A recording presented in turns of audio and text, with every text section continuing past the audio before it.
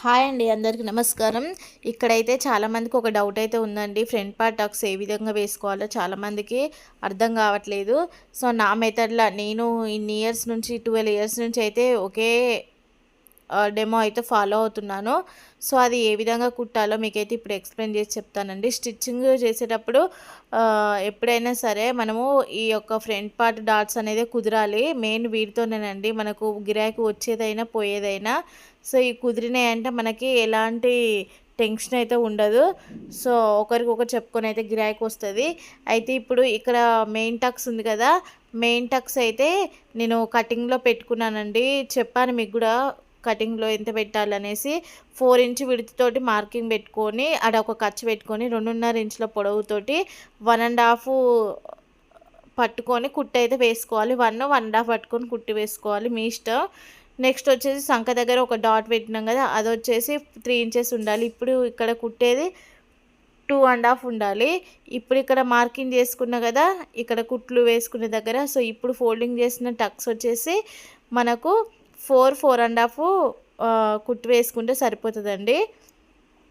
ఇలా 4 టక్స్ వేసుకోవడం వల్ల మనకు బ్లౌజ్ అనేది ఈ విధంగా చెస్ట్ కదలకుండా నీట్గా మంచిగా జారకుండా ఉంటుంది. సో పట్టినట్టు ఉంటుందండి. నేను పైపింగ్ లోడింగ్ చేసుకున్నాకనే ఈ విధంగా సైడ్స్ మొత్తం స్టిచ్చింగ్ చేసినాక ప్లేట్లు అయితే వేస్తాను. అలాగే ఇప్పుడు షేప్ పట్టి కూడా కటింగ్ చేశానండి. చాలామంది మూడు టక్సే వేస్తారు, కానీ నేనైతే 4 టక్స్లు వేసుకుంటానండి.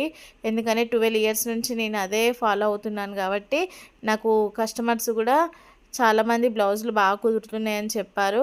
మళ్ళీ ఒక్కొక్కరు చాలా బ్లౌజులు అయితే తీసుకొస్తారు. కాబట్టి ఈ మెథడ్ నేను ఫాలో అవుతున్నాను.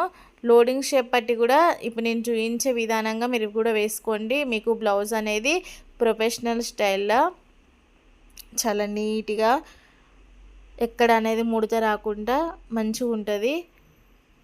సో కటింగ్ కూడా నేను ఆల్రెడీ ప్రీవియస్ వీడియోలో అప్లోడ్ చేశాను. ఒకసారి మీరు అది చూస్తే మీకు ఈ స్టిచ్చింగ్ నేను డాట్స్ ఏ విధంగా పెట్టాను అనేది మీకు కూడా ఒక క్లారిటీ అనేది వస్తుందండి.